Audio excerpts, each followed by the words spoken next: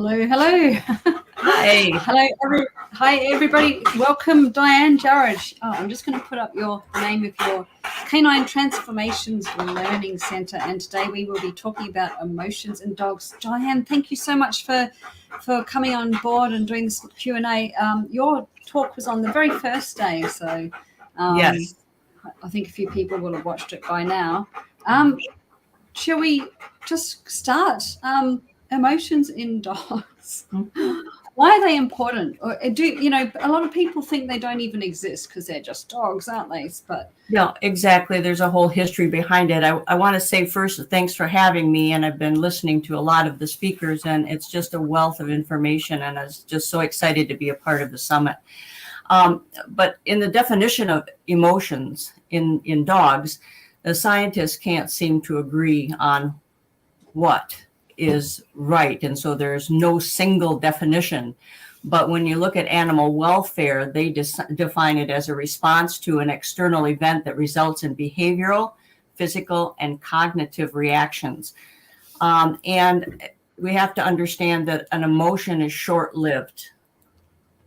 Okay? And it's an emotional or affective state, but an affective state includes emotion and mood. And so when we go further, the mood is longer lasting. That's the difference between an emotion, it pops up, and a mood is longer lasting, like anxiety, like stress, okay? And then emotion is shorter duration, so that means that it's easier to identify trigger. Whereas a mood, it's pretty unclear.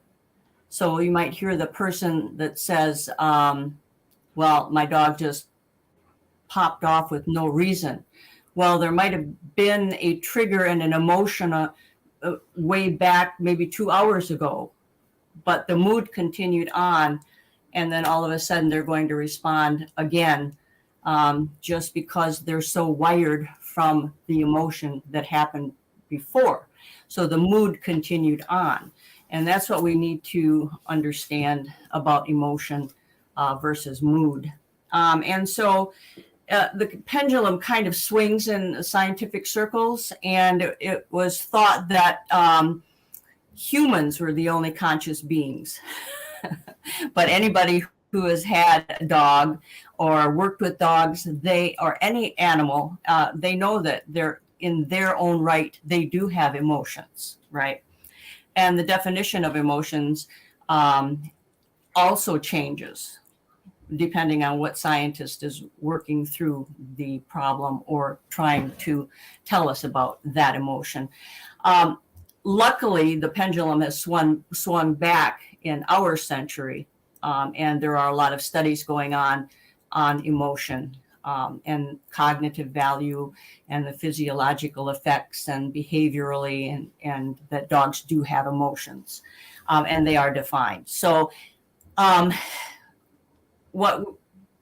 not the only one, it's not on me for emotions, because scientists have been studying this for years, way back to Pavlov and his assistant Simonov and Charles Darwin, right?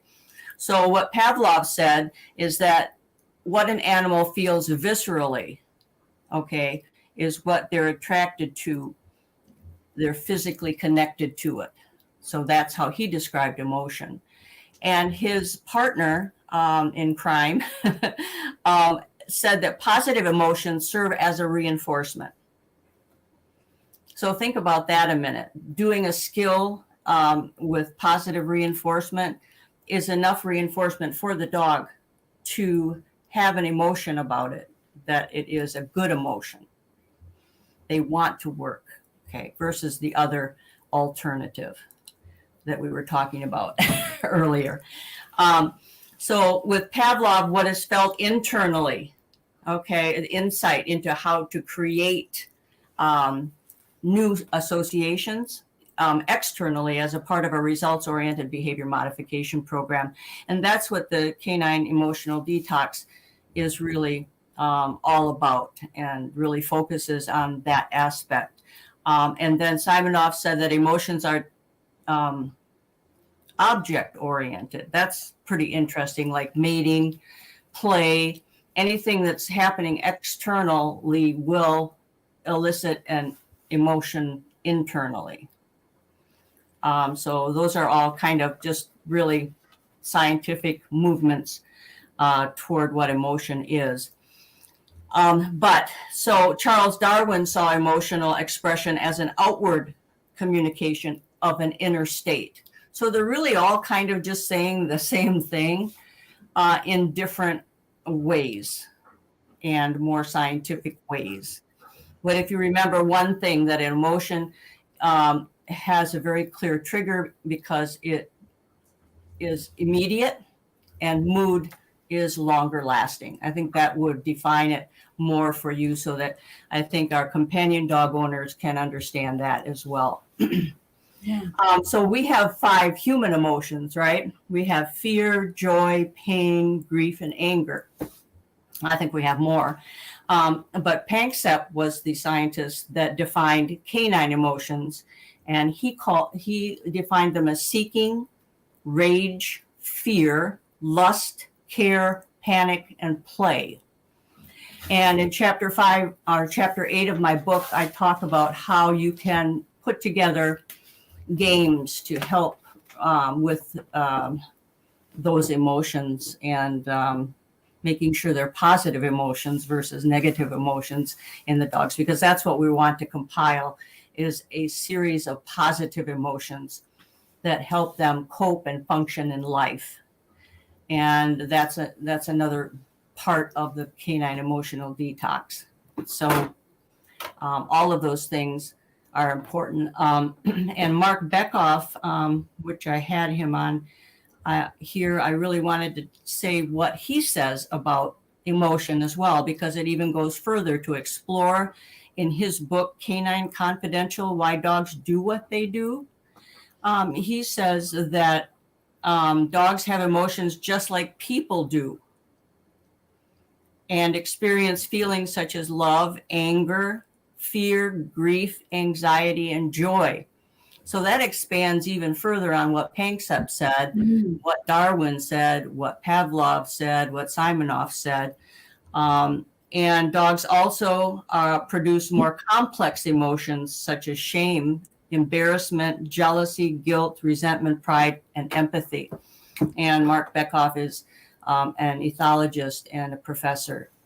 And so things, all these studies just keep compiling, because I remember when I was going to call it the Canine Emotional Detox, I got a lot of eye rolls because do dogs have emotions, and how can I prove that they do? And how can it be a detox for emotion? We're really taking away, remember, if you're doing a canine emotional detox, that means you've got the worst behavior that you're seeing.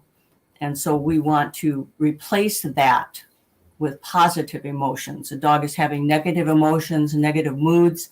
We want to replace that with positive emotions and positive moods. Yeah. I mean, anybody that lives with dogs knows that dogs, if they are present with their dogs, I should say, because I mean, I'm sure there's plenty of people that live with dogs and don't pay attention. But I mean, I can look at any of my dogs and have a pretty good idea what emotion or mood they're in at that point in time. Mm-hmm. And I think Panksepp, I can never say his name. I don't know why. Panksepp. Yeah. Is that right? Yeah. I like his 7 emotions. Yeah, I'm kind of more on the Mark Bekoff side of. I think there's many more. Oh, many more. Yeah. Many, yeah. I think it's almost limited with Panksepp. So yeah, definitely. Like I mean, even things like disappointment or hope, or as you know, it's just so much.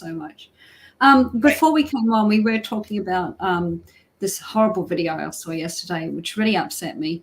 I had to hold myself back from commenting because I didn't want to comment, because I know that it was on Facebook, of course.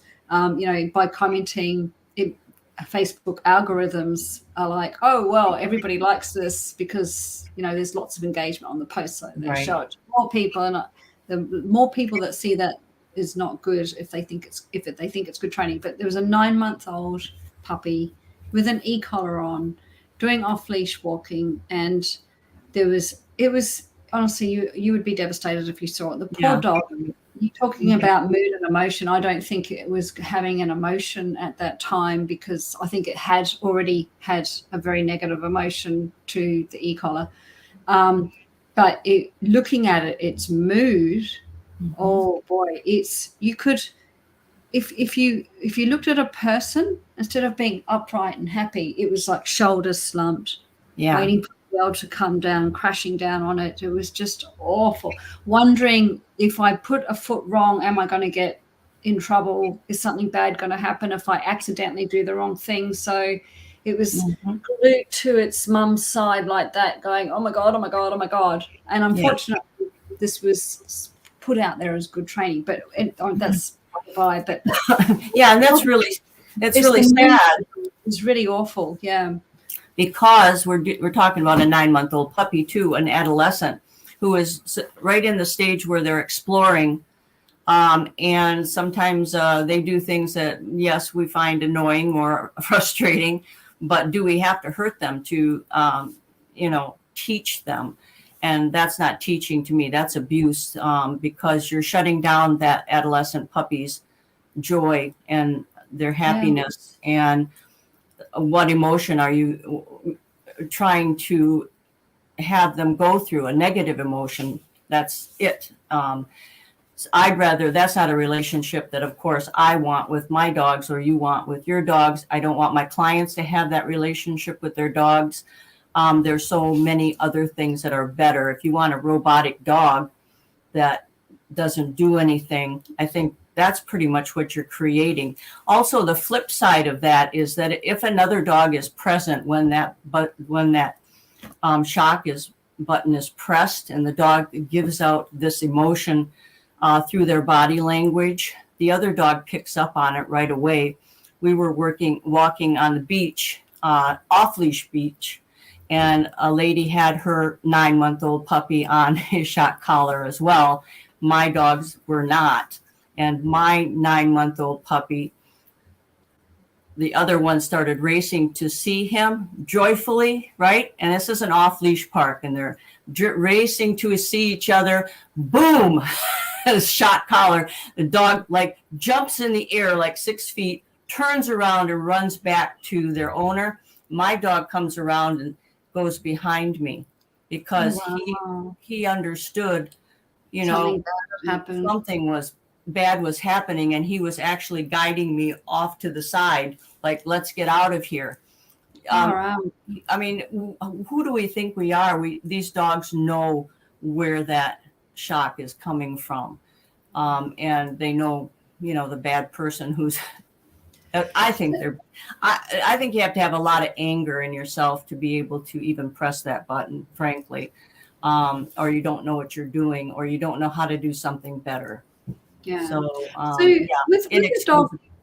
with a dog that we say is shut down, because is that a dog with emotions or moods, or is it a dog that said it's like a laboratory dog that they almost don't feel because they can't, because it's too much? Would you say that is right? It's is that a complicated too much for this discussion? Well, think of this, it's their life. Okay. Sadly, when people are abused, that's their life, and so they shut down, or what I see is they become sneaky and do things when the aversive motivator is gone. So we have the appetitive motivator, and then we have the aversive motivator. So the shutdown means that they just don't do anything that's joyful or happy. It's just don't hurt me, types of body language. And again, an emotion is something that happens immediately. So whatever that puppy was feeling when that shock went through them would be the emotion. And then what we have long lasting is the long lasting mood. I've seen dogs sit in the middle of their yard because they're incapable of moving because they're worried about getting shocked. That to me is shut down. A dog who doesn't have any joy in life or any happiness, that's what I would call shut down. They're just moving as to what they think they should be doing to not get hurt. They're really not learning anything except to avoid being hurt. Yeah. Do you mind? I'd like to talk about reactivity, because I know that's a big topic for a lot of people watching. And anybody watching that's got any questions for Diane, please type them in the chat now while we've got her. But in terms of reactivity, maybe you're walking your dog up the street, they see another dog, they start reacting. What's the kind of emotional path that they're going on? Yeah, and that is emotion, because it happens in the moment. So reactivity is not a bad word to say. A lot of people don't want to use that word anymore, but being reactive is an emotion to something that just happened, an easily identified trigger, whether that's a noise or motion or another dog or even people walking by. Whatever that trigger is, elicits an emotion. And again, emotion and mood is what put together become effective behavior. So that if we understand that effective refers to internal experience, so it's both emotional and mood, and that there are several dimensions like senses, and like hunger would affect mood, for instance. Yeah, my husband gets hangry. Yeah, when he's hungry, yeah, he gets hangry absolutely. That's a mood. So you need to eat, and then you have arousal, and the intensity of arousal. You have the duration of the emotion, which can morph into mood, if you will. I have 2 pit bulls that I'm working with right now, multi-dog family household. And you could say that the female has a certain mood that since the fighting, she has developed a mood that could trigger a fight again. What caused that mood would be an emotion of some sort. What triggered it in the first place that is now extending it and making these 2 adversaries instead of mates, right? So there's a lot of different elements to all of this, and we don't have to explain that to our companion dog owners. Explain it to them in words that they can understand. And scientifically, there's also feelings. Okay, so feelings are not the same thing as emotions, because they refer to subjective component, and I'll talk about that a little bit later. How an animal feels is different. Emotions and feelings mean different things. And I might as well just talk about it now, because there are a suite of responses to a particular stimulus, and one of those is subjective experience, which I was talking about here. It's kind of like the labels humans use, like happiness and sadness, anger, fear, almost anthropomorphism type things, referring to what the emotion feels like to the one experiencing it. That's the subjective experience. What the emotion feels like to the one experiencing it. So they're 2 different things. But there's also the physiological emotion, there's a behavioral response, and there's a cognitive appraisal, and they're all emotions broken down into several categories. So arousal, and if you think about it, fear and anger are the same, because they elicit the same physiological response. Heart rate goes up, respiration goes up. So they could be considered the same thing as far as physiology goes. Yeah, that makes total sense. Yeah. Mm-hmm. Yeah. So yeah, go on, sorry.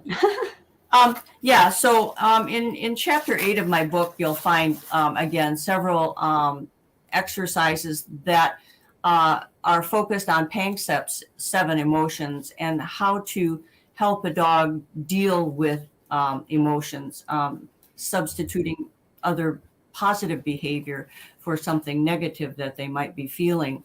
And I know one of your talks was with someone who was on herding dogs and reactivity, which I found very interesting as well. And so when you're dealing with herding dogs, you want to satisfy, or any dog that has a propensity to genetics, we need to satisfy their genetic, what they were bred to do, right? And so, for instance, you could use to help the herding dog who might have an emotion to chase someone or something that they're not supposed to be doing, you might satisfy that urge by using a remote control toy or car. Okay, so that they can chase something else. And or lure coursing, something like that. Yeah, and then you would think, well, that would make their chase response even worse. But no, it's different because you're satisfying the emotion. They don't have to do it. Otherwise, they are going to be using their seeking system to chase anything that, a car, for instance. Yeah. Another example of that is, you've got those kind of pit bull type dogs, and maybe they're biting things that you don't want them to bite. Not necessarily people, but, it could be, whatever it is. And maybe you're trying to take your dog for a walk down the road and the dog's nip, nip, nip, nip. But if you actually give them the outlet to hold something, to bite something, to tug on something, that diminishes or goes away. Right. It satisfies. Yeah. And I actually do that with my Belgian puppies. And so I'm sure that you do too, because they have also a genetic component where they want to grab your leg. Yeah. Oh my goodness. Maligators. They're called maligators for a reason. Exactly. Well, and any Belgian, because the turfs are the same way, and all of that. The Malinois, I guess, are maybe overbred to do exactly that behavior. But just taking a big tug toy and substituting that to grab onto satisfies a lot. And then teaching them to tug, period, in a good way, releasing, take it, release, and tossing it, bring it back. And then they just forget that they're satisfied. You've just satisfied that need to do something. You've satisfied that emotion. And so in chapter 8, I list a whole bunch of things that satisfy each emotion for each piece that you can do with any dog, but mostly dogs that have challenging issues that you're dealing with.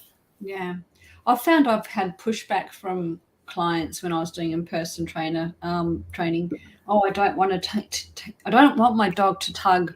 I don't want them to learn to bite things. I'm trying to put an end to this. I don't want them to do it. And having to explain, actually, this is a good outlet for them and a safe outlet for them, as opposed to the behavior that you do not want. So. Definitely. And another one is a flirt pole.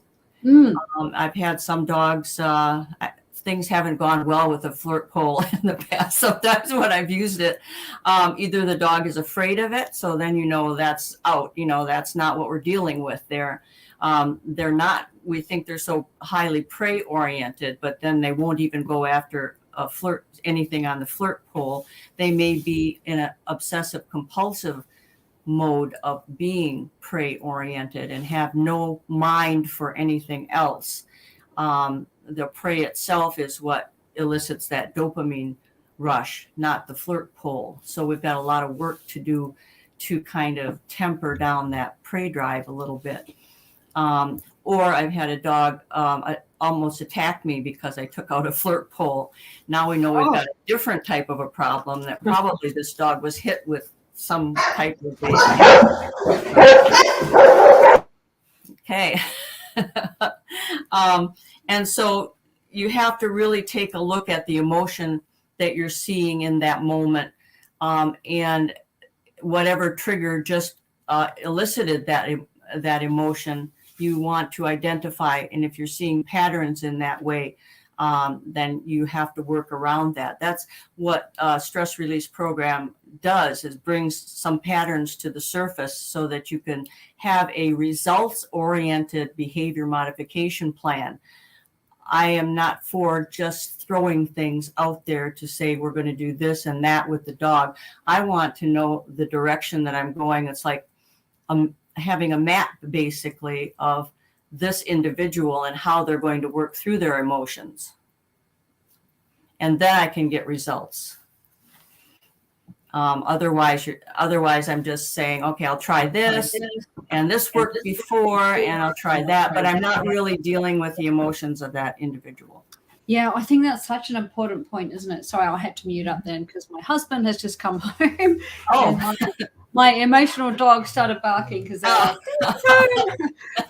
yeah, I just muted myself. But I do, I think it's such a good point that if you have got now they are playing, believe it or not. I don't know if you can hear that growling, but well, that was an emotion, wasn't it? They heard your husband coming in, and they're barking because someone's there, but then they realize who it is and they have a positive emotion, right? Yeah, they're yes, very positive in the sense that they're very excited, but he's not that exciting. Oh. But it's such a good point. I mean, if you're dealing with tackling a dog with an issue, and I'm sure there's somebody here that's probably, please ask a question if you've got any. If your dog's struggling with an issue, then I'm sure Diane will be happy to help you out. But dealing with the emotional side of it before we actually start tackling the behavioral side of it is such a good way of looking at training a dog, because if you start with the behavior instead of the emotion, you're probably making it a longer road or a harder road. Right, and that's why the stress release protocol deals with the dog from the inside outwardly, because what's happening inside elicits those outward responses. And if we can just have a general knowledge about what's going on there, we can help work with the dog in front of us, so to speak. Yeah. So we've touched on reactivity. What about anxiety? What is the dog with anxiety? Obviously, anxiety, I would say, maybe is more of a mood than an emotion. I mean, something. Yes, it is, because it's longer lasting. It's ongoing. If we were thinking in terms of short spikes of stress, would be called distress, and then we get into the larger spikes that go over threshold and take days to come down from, or even weeks, which would be acute stress. And then we have the chronic stress, which is toxic stress and can affect every part of the body, every cell in the body, and cause health problems. That's when you go over threshold and you don't come down from it. Yeah. Okay, so we're in that constant mood where they can go off at any moment. It's just an ongoing. So the thing there is to get that anxiety back into an acute state of stress where they have bigger spikes, but they're not leveling out. And that's really hard to do with chronic stress. And acute stress can be brought back down into distress pretty good in just an average 3-day period of time. And it's an average 3 days because that is what most dogs can do. That's what most dogs, it takes most dogs to do to come down from anxiety and stress. Is that due to the cortisol levels? It can goes with a lot of things. Yeah, cortisol levels and serotonin depletions. There was a study with the Zaragoza University in Spain where they looked at dogs who had no issues, and then they took the cortisol and serotonin levels, and they took aggressive dogs and they took their cortisol and serotonin levels. And in the normal dogs that we would call normal, everything was fine. But in the aggressive dogs, the cortisol levels were high and the serotonin levels were low by several units. So you can deplete your serotonin levels, and then so that's a mood, you know, then you get a really bad mood. Getting up on the wrong side of the bed has a reason, you know, but then you have an irritable dog who is probably, well, that's what Prozac does, right? If we're really thinking about it, that's what we want to put that dog on meds, because that will raise their serotonin levels or help to do that while you're working with a behavior modification program. But not all dogs need that if we can mastermind managing their anxiety levels and bringing their stress levels down through a program like a stress release protocol, and then ongoing management. Sure. We've just had a question come through. I'm not quite sure who it is. I have a lab cross who has Aussie cattle dog and 5 additional breeds. She feels the need to herd her brother around. She gets up whenever a person moves as if she has to escort them. How do we work with this on her?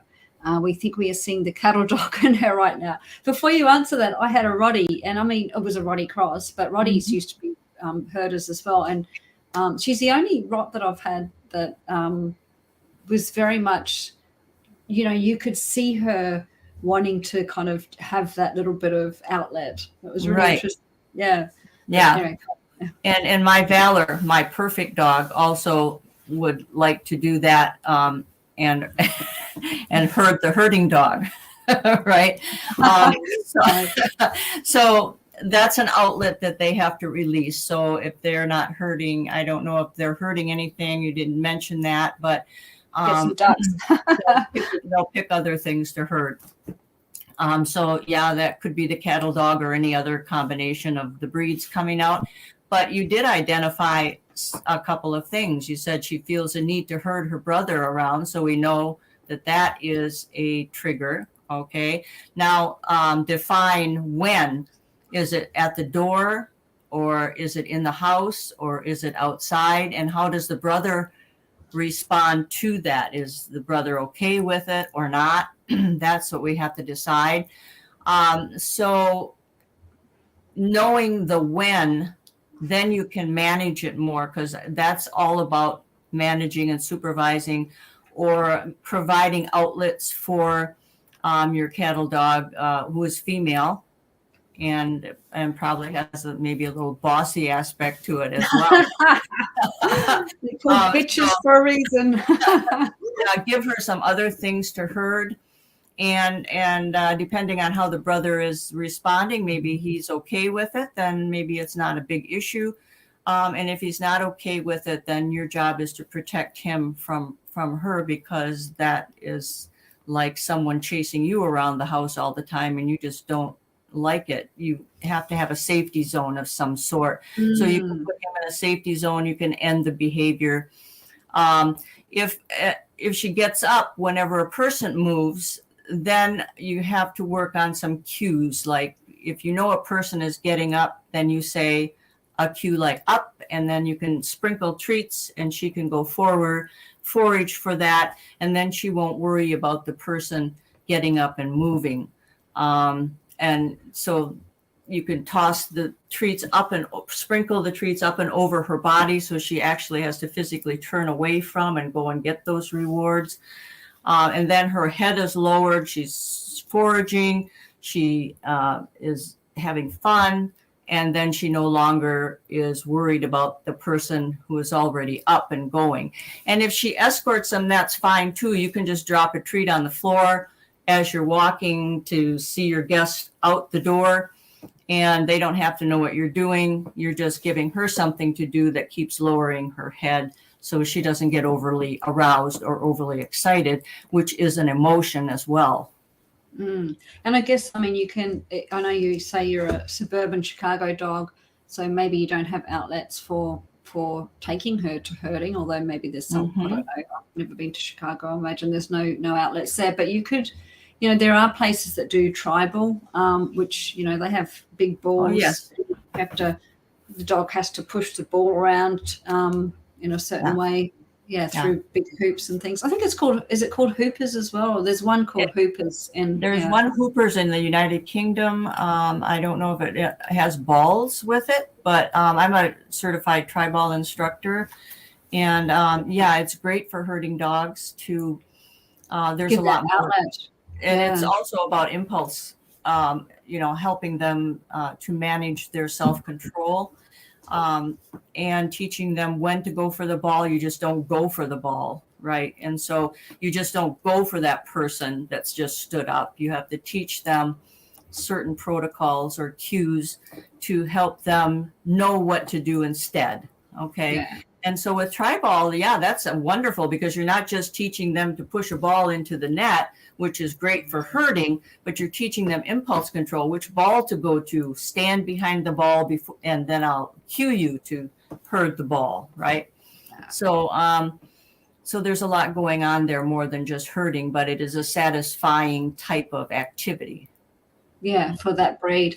I think what her brother is going through. Yeah, it's like me and my brother when we were kids, and we'd just poke each other. Poke. Very similar. Yeah, very similar. Yeah. So you have to think about, what did your mom do? She probably, ended that, or gave you a little lecture. We can't do that with our dogs, but we can end it and provide a safety zone for the brother if he's not liking it. Sometimes if the brother just turns around and says, I've had enough of that, and then she doesn't do it anymore, then that could be okay, because he's communicating. But you don't want them to fight either. So that's another issue that you don't want a multi-dog household fighting. So he says she does push a ball around the house and outside. Okay, that working on impulse control. And tri-ball, I believe, and correct me if I'm wrong, is spelled like that. Yeah, that's how it's spelled. Yes. Just pushing a ball around. Yeah, just pushing a ball around is can become obsessive behavior as well. So just have to kind of watch that. I'm not sure if that's always satisfying. It has to have a start cue and an end cue. Then you're teaching more of managing the impulsivity of just pushing it around, or pushing her brother around, or, getting up. Yeah. She's obviously finding this quite satisfying to her. So she might be even getting a dopamine rush, because that's kind of a fun thing for her to do. And so she looks forward to doing that. But what you have to be careful of is that it doesn't accelerate and become a real problem. So take action now for whatever that you can do. Don't be afraid to toss those treats. That's fine to do. Don't listen to anybody telling you that you can't do that. That's fine. It's not bribery. It's teaching. Yeah, exactly. So what emotion for her, I guess it's probably a genetic drive that she's fulfilling. What emotion or mood is she in when she's harassing her poor brother? And what emotion mood would he be in, do you think? I don't know, because I'd have to see it. But if she's getting the she's satisfying her hurting emotion, right? To hurt her brother. And if he's allowing her to do that, then she's just going to continue to do it. What can happen, though, it can start to exacerbate at the doorway, or running out the door and right away getting into this herding activity with the brother. So I wouldn't let them go out together. That's just me. But I would be teaching her what else to do, and not allowing her to do the behavior that I don't want, and then teaching her what to do instead, so that one herding dog is not hurting the other herding dog type of situation. And that's what I do with Valor, because he would like to herd my Aussie, and he'd like to herd the other Belgians when I had 2 other Belgians. And they allowed him to do that, to a point. And now I just don't allow. I toss a ball in the opposite direction to get his attention. So he's going after the ball instead of after the other dogs. So that's something that you can do, which is more structured, so that when you go outside with them, toss her a ball so that she's not hurting the brother, and get the brother involved in another activity as well. But that takes supervision, management, right, and prevention.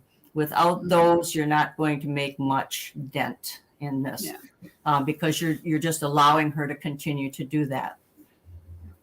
Don has put up a very good question. So what is a dog's reality in the moment? Not the same as humans, but sometimes can intersect. What is a dog's reality? That's a really good question, and it can be a very complicated question. And as far as emotions go, we could be talking for days on that. What is the dog's reality in the moment? Well, dogs are more moment by moment oriented than we are. They have the same brain, but their frontal cortex is smaller, so they don't plan for retirement or anything. So their reality in the moment is what they're seeing, what is in the environment. I have a whole talk on just the environment and how important we need to know how that is, because one environment in your home is different than another environment in the home. So we can really only guess what the reality is in the moment, as it varies from individual to individual. And no, it isn't the same as in humans, but we also can respond and react with emotion in the moment. If you come home and you notice your front door is open and you locked it, you're going to be responding in that moment.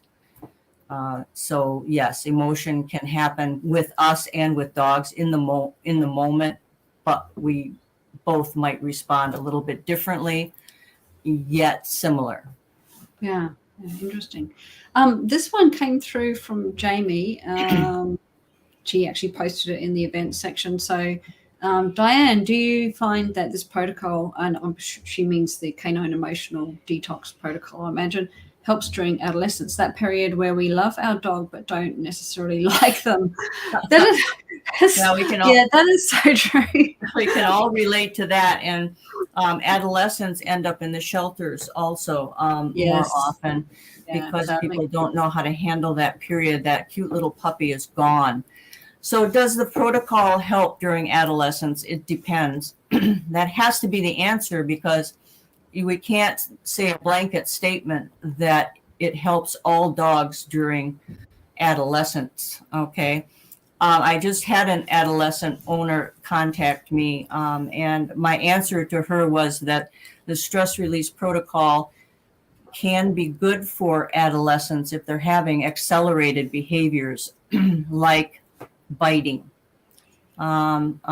chasing another dog, or going after another dog, or biting their people, or chasing cars, etc., on and on. If they have a challenging behavior developing, is it a normal behavior that adolescents normally do because they're exploring the world? Then maybe they don't need it.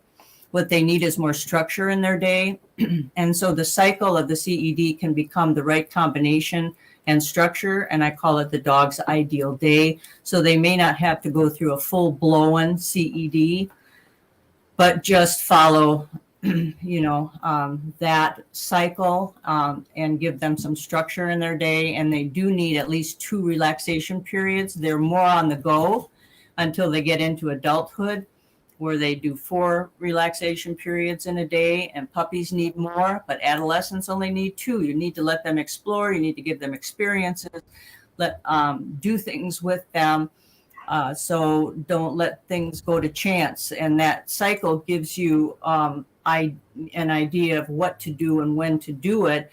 And then you put a magnet on where you left off, and then you just start right in. It's not something you have to do every day.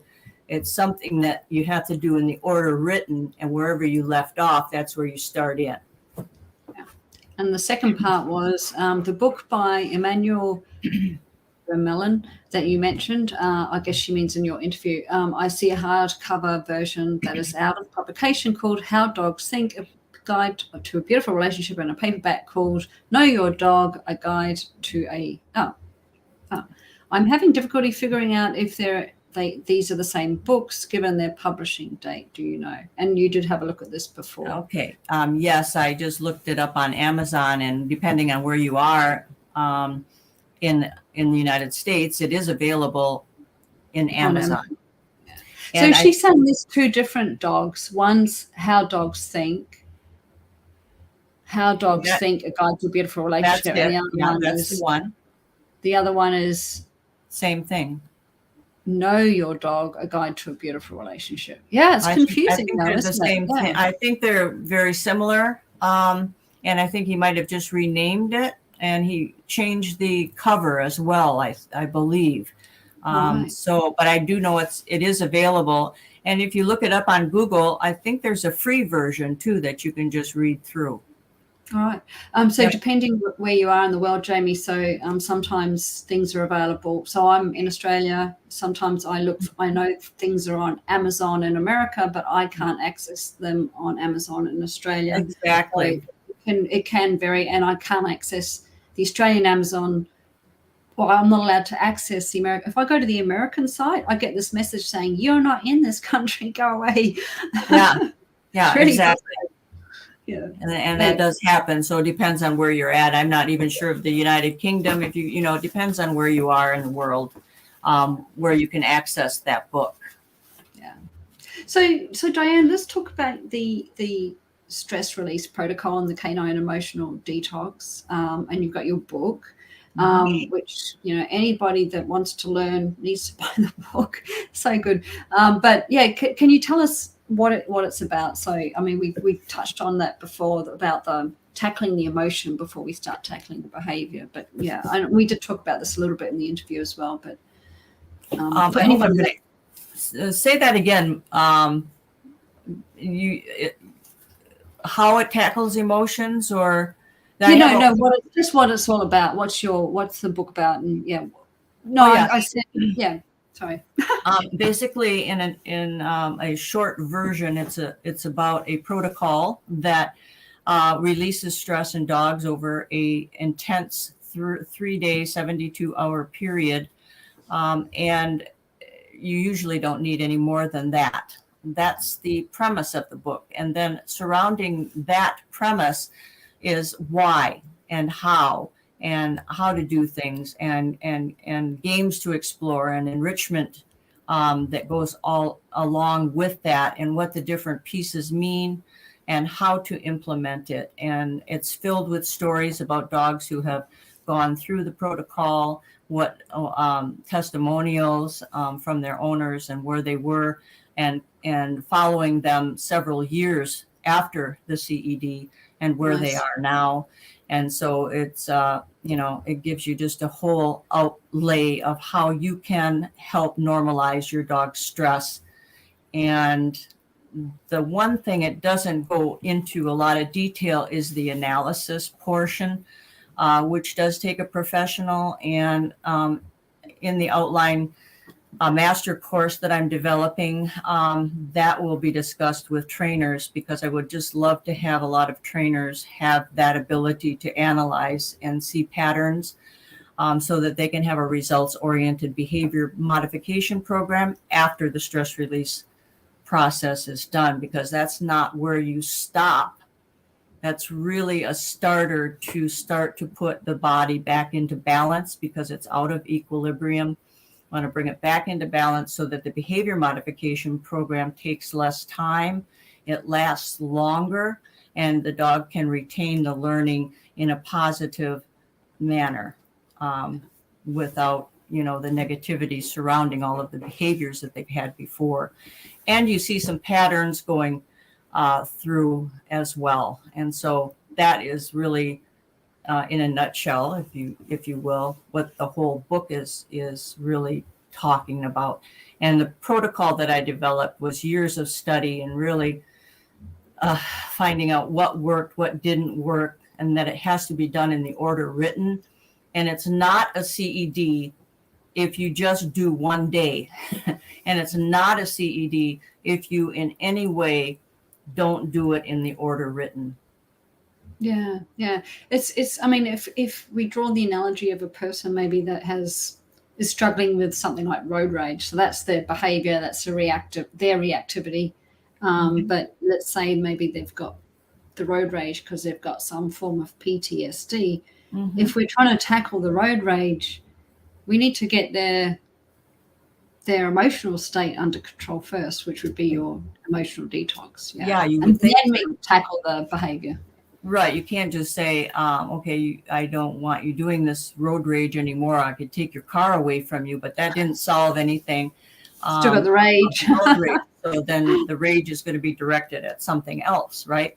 So you have to address the rage first. And with humans, it could take longer than 3 days. You know, our dogs are so resilient that it's amazing how the 3 intense days can do a lot to moving the dog into behavior that will last the rest of their lifetime. But with people, we would have to go into therapy for anger management for several weeks or months or who knows what. But you know, it's not an easy fix when we're comparing these two. I hate the word fix, but it's not an easy process or progress roadmap to go through. Why would it be easy for our dogs? Yeah. You look at it that way. Totally. Yeah. And I think that's the problem sometimes is that we do expect our dogs to just be fixed. Also, when I say we, I mean that some people think, well, they should just do it. Yeah, just without taking in the emotional side of the dog. Right. You know, and you think about that with your teenagers, they should just do something that I want them to do. And then but you have no alternative behavior that you want them to do. You're not teaching them anything else, or you're just yelling at them all the time, or you're doing aversive behavior that they're just going to sneak around. You're grounded. Right? Yeah. So, you know, there's a lot of elements to it. And with dealing with any sentient being, whether it's a parrot or elephant or a bear or, you know, our dogs, our cats,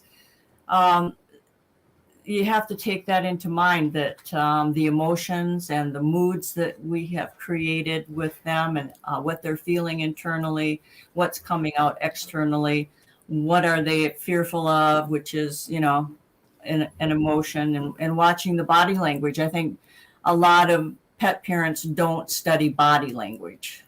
They don't know what they're seeing. They don't know what the dog is saying to them through the body language. I mean, always, even trainers, sometimes we have a hard time saying, what was that you just trying to tell me? You know, why can't you just talk? Yeah. But I don't know. I think sometimes I'm glad my dogs can't talk, because I think they'd be at me all the time. Yeah. If we could just understand that, and we don't. It's learning another language, and to take the time to do that is where we as professionals can make a big dent in our pet parents or that we work with, and teaching them incrementally how to understand their dog. Yeah. So where can people buy your book? And wherever books are sold, mostly, right. And also at Dogwise and bookbaby.com in the bookstore, and Amazon, you know, on and on. So Barnes and Noble, I think Target even has it. And yeah. Brilliant. Yeah. So anybody that's, I guess, got a dog with behavioral issues, they can get started with the emotional side of it. Yeah, it would be a good place to start, so you get an understanding of why your dog is doing the behavior that they're doing, and gaining some insight and seeing some patterns, and then putting into play techniques that will teach the dog what to do instead or extinguish the behavior. Yeah. And you also have a website, which is Canine Transformations Learning Center. It's actually, caninetlc.com. Yeah, I'll write that down. So caninetlc.com. And then my Facebook page, which is quite popular, my business page, which is facebook.com/C, small c, capital T, capital L, capital C, 3.com. I'm sorry, not the .com after the CTLC3. That's facebook.com CTLC3. And that's where I talk about all the cases that I'm working with and different things. And when we're talking about behavior, there's a lot of things that affect it, from nutrition, and when we're talking internally, health issues, pain issues, looking at the waste and the pH urine, and on and on, movement, and physical stimulation, mentally tiring activities, play, sensory, and problem solving, which are all a part of the canine emotional detox, in an order that will help the dog to look forward to those activities, and then to sleep and process the information properly between activities, and to be a better dog, a better energy, meaning having fun doing what you want them to do, whether that's a performance sport or whatever, and that they are more in equilibrium with their body. Yeah. Diane, there's no more questions, so we might wrap up here. But thank you so much for coming on and answering some questions and talking about this. Is such a good topic, I think. Unfortunately, there's not enough dog professionals out there looking at that emotional side, but the word is getting out. Yeah, and then if they could look at that side, they would be able to make that paradigm shift much easier on themselves, because you can't look at a emotional being and then hurt them. Yeah, you know what I'm saying. So I would say just be your dog's best advocate, and if you're working with clients, help them to understand the whys and the wherefores, and show, don't tell. Oh, hang on. Somebody's just commented. Ness had an idea about separation anxiety I couldn't find on Amazon or in a search, an automatic feeder thing that can drop 1 or 2 pieces of kibble at adjustable times intervals. This is to hold the dog's mind. I don't use food with training. With separation anxiety training, I find it just complicates things. And I mean, if you wanted to go out for 4 hours and you wanted your dog to be okay for 4 hours, I don't know. I would prefer that when I went out that my dog is resting, not looking for food every 5 minutes or what have you. I know it could be a good distraction if you just need 5 minutes to pop out to the bins or the post box or what, the letterbox or what have you. But I don't personally use food in training, but I hope that answers your question. Yeah. I don't like those ones where people talk through the camera to their dogs either. Mm-hmm. They can frighten the life out of dogs. Now, there's just no quick fix for any of any of this. So, yeah, and Ness is the expert in the separation anxiety. I do work with it too. I will defer to her.